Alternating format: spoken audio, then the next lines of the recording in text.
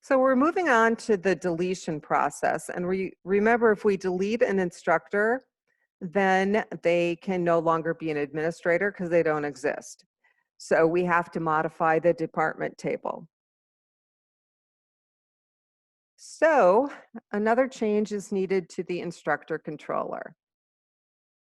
So let's go back to instructor here. So if we delete one of these instructors and they are currently a department chair, that's a problem. They can no longer be a department chair because they don't exist.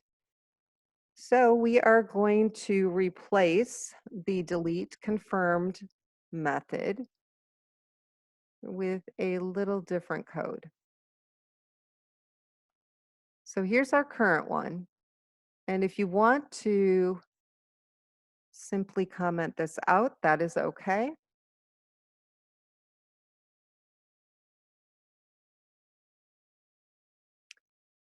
And below that,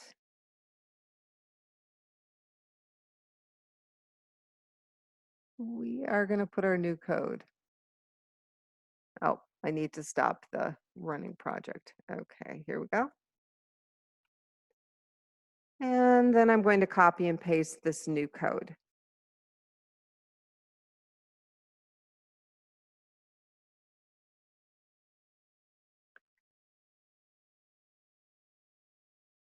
All right, so we first have our little link query that's looking for the office assignment where the IDs match. We are removing the instructor from the instructor table. And then we are looking for in the department table for that particular instructor. And if it's not null, that means the instructor is a department administrator. If it's not null, we are going to set it to null. And then we're going to save the changes, and that will, in a sense, remove them as an administrator.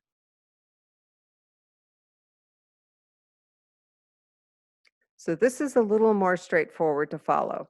So let's save this, run a build.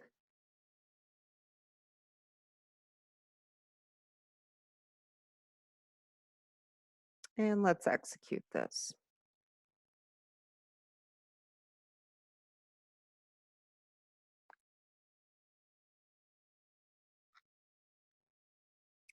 All right, so what we want to do, and I might just create a new instructor.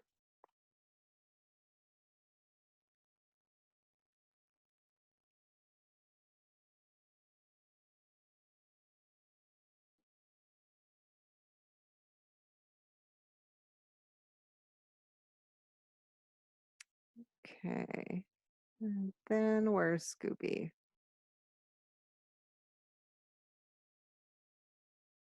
Let's make his office, in the cafeteria.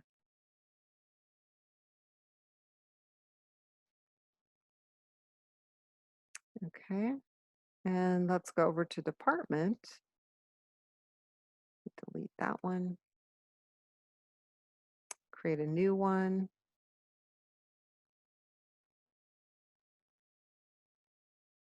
Cuisine, budget.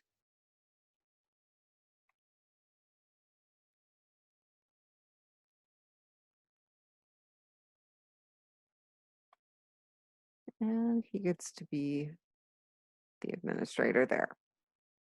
Okay, so let's go back and delete Scooby.